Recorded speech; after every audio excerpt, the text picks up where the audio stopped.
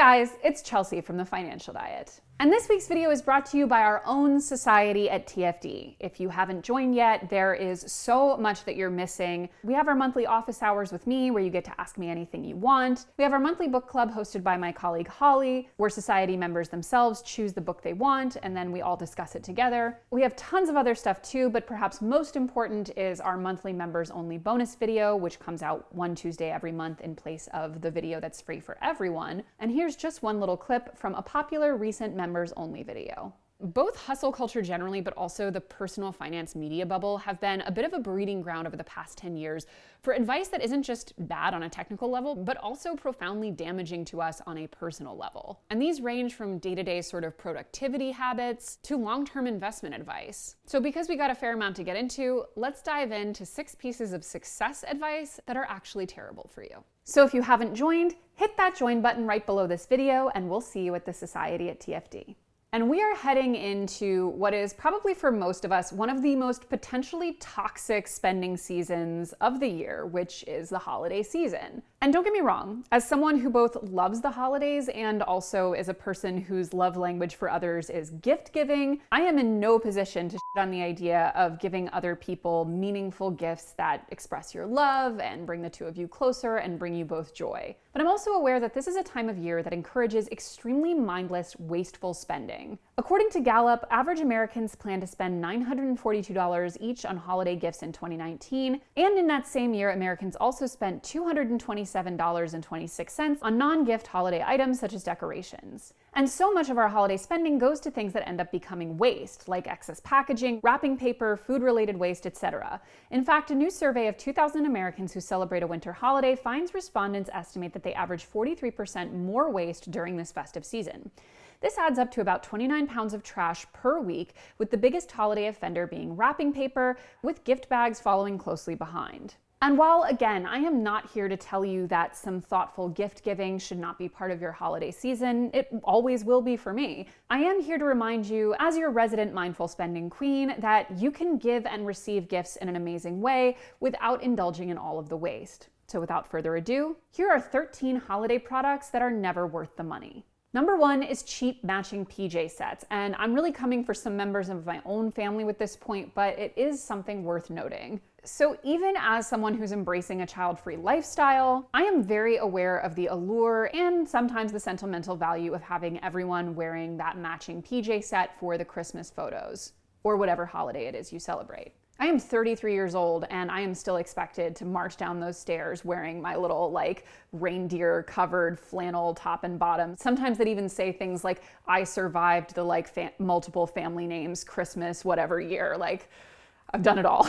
But that being said, usually these PJ sets and lounge sets are not of the highest quality because you're having to purchase a lot of them. And they're usually themed enough that most people aren't going to be able to wear them in their regular day-to-day lives. So if you're absolutely hell-bent on everyone being perfectly identical, I would recommend at least buying sets that are wearable year-round and not so heavily holiday-themed. Or, in my opinion, an even better idea, send the group an email ahead of time with a dress code for the family photos, using items they already own. I seriously hope my immediate family isn't watching this. I love you guys, and I love all of my, Grinch-themed pajama pants that I have. Okay. Number 2 is free gift with purchase. So free gifts with a minimum spend at a certain store or brand can be very tempting, and I myself have fallen prey to it many times at places like the Estee Lauder counter, because that can make a good foundation. But spending more to get a free thing is an incredibly ass-backwards way of doing your shopping. Buying is a decision-making process that differs from other human decisions. In other words, it is ruled by emotion. We are strongly motivated to do what makes us feel good and avoid what makes us feel bad. And a free gift of any kind makes us feel good, and we prefer transactions having that effect, and feeling good motivates impulsive shopping. Habitual patrons of discount stores find themselves filling a cart with inexpensive items that they had not needed, but bought anyway because the bargains seemed too good to pass up. And the same is true of spending more to meet a minimum for free shipping. If shipping is $10 unless you spend $50 or more, you're not saving $10, you're netting a $40 higher spend. And lastly, free gifts are usually sample-sized items that you don't really need and likely won't use. Which brings us to a similar point, which is skincare/beauty advent calendars. So just a moment of real talk here. Who is actually buying a 25-item beauty or cosmetic advent calendar and actually getting great use out of every single one of the 25 items? Because not me and my rosacea-riddled sensitive skin. Now, these calendars can be gorgeously designed, and often they are worth, quote unquote, well more than their list price based on the prices of items inside. The Liberty Department Store Annual Beauty Advent Calendar is a cult favorite, listing 20 full-size and 10 mini items for $3.20, which comes out to less than $11 an item. But again, you're not saving money on what you'd spend on those items full price unless you were actually planning to spend money on each one of those items individually. And I bet that you weren't. And if you say you were, you're a liar. But when it comes to deceiving ourselves into spending more for less, there comes number 4, fake holiday markdowns. So these are rampant on Amazon and other major online retailers, especially around Black Friday or Cyber Monday.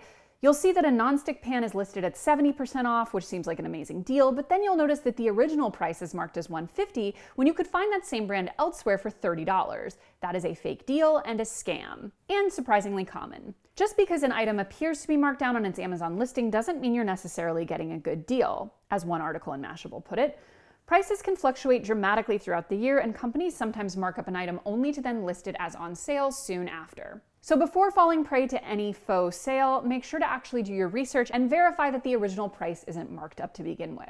Number 5 is full price holiday decor. So as a rule, seasonal anything, but especially things like seasonal decor, are going to be way cheaper right after that holiday or season ends. For instance, Target's Christmas section is 70 to 90% off starting on December 29th.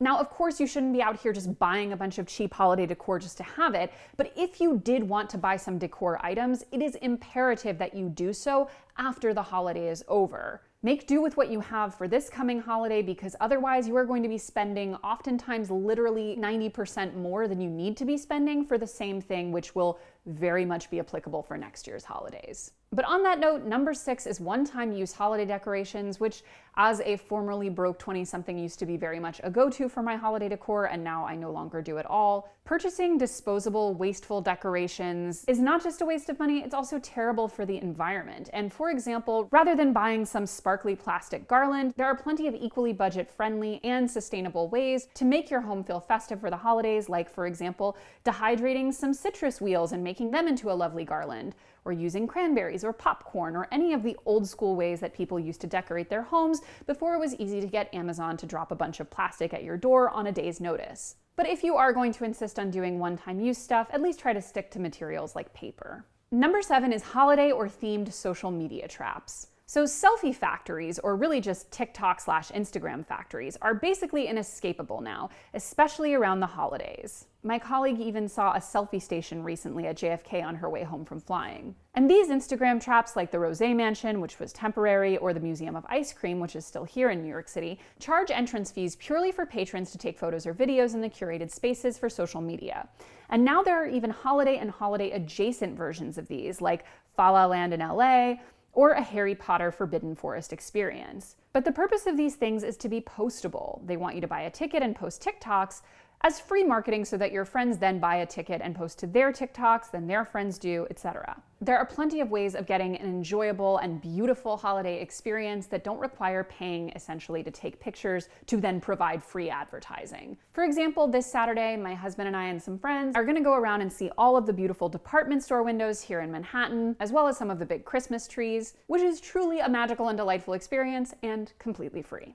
Now, number 8, and this one may be a bit more controversial, but I stand by it, is things like candles, fuzzy socks, and other totally impersonal filler gifts. So a good rule of thumb when getting a gift for someone is, do you know them well enough to give them a gift that is personal and adapted to them, that you know they'll really enjoy and will actually get use of? Or is this someone you don't really know all that well, and there's a high chance that this gift is just going to sit unused in a closet for years? If you actually don't know a person well enough to give them a gift with meaning, they should probably be falling under the list of people who get like cookies or something. And even in a case where a gift is appropriate, but you don't know the person well enough, like let's say maybe a gift for someone who works for or with you, a gift card to a place that you know they like and will shop at is almost always a better call than a bunch of filler gifts that scream, I don't know the first thing about you. And similarly, when it comes to, I guess I'll give you a gift type gifts, is alcohol related gifts. So if you know that a person does, for example, drink wine, and you know the type of wine they like, and that they would love a certain bottle and maybe wouldn't normally buy it themselves,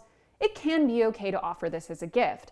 But in general, it should never be a default gift that just gets given without consideration. Not only is alcohol a potentially very sensitive gift for a lot of people, like let's say someone is in recovery or can't drink for any number of reasons or just doesn't want to, it's also just not a great habit to constantly be defaulting to alcohol as the go-to gift for someone you don't know very well. We already have plenty of encouragement to drink around the holidays. We don't need to be contributing to that. Now, if you want to send someone a nice little bag of cocaine for the holidays, I think that's really thoughtful. Number 10 is fancy wrapping paper. Now, I love fancy wrapping paper, so this really breaks my heart to say, but I know I need to cut back. Wrapping paper is the single greatest source of waste during the holidays, and expensive, fancy, often shiny wrapping paper is really the worst offender when it comes to being bad on basically every front. Things like reusing gift bags and tissue that you've received from other gifts, and this is why it's always very important to save those things if you can, is one great way to go and be sustainable and save money. But there are also tons of beautiful containers and boxes that can be reused and repurposed in people's everyday lives. Or at minimum, things just like really simple, cute brown paper that you can draw on or tie up with a beautiful piece of twine and a sprig of rosemary is more than special enough. Number 11 is buying someone a pet as a gift. Do not do this. So first of all, adopt, don't shop. Let's start there. 1.3 million puppies are estimated to be produced by USDA licensed facilities each year, not including the many from unlicensed puppy mills, simply because consumers want their fancy designer breeds.